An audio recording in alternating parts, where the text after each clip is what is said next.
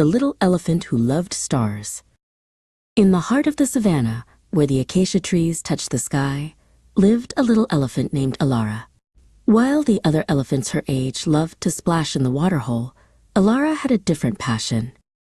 Every evening, as the sun dipped below the horizon, painting the clouds in shades of orange and purple, Elara would find a quiet spot away from the herd.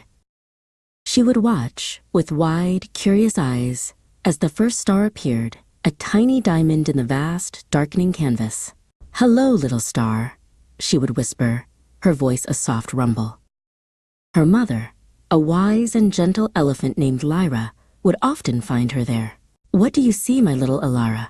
she would ask, her trunk resting gently on Elara's back. "The stars, Mama," Elara would reply. "They're like 1,000 fireflies, frozen in the night. I wish I could touch them." Lyra smiled.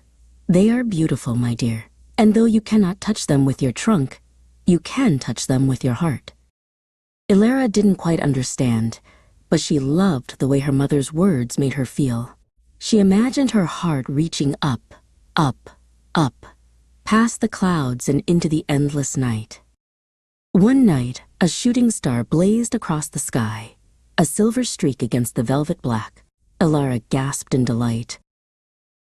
"Did you see that, Mama?" she trumpeted softly. "A star fell from the sky."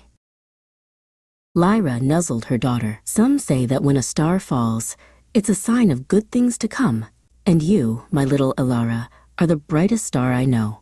And as they stood together under the vast, star-dusted sky, Elara knew that even though the stars were far away, their magic was right there with her.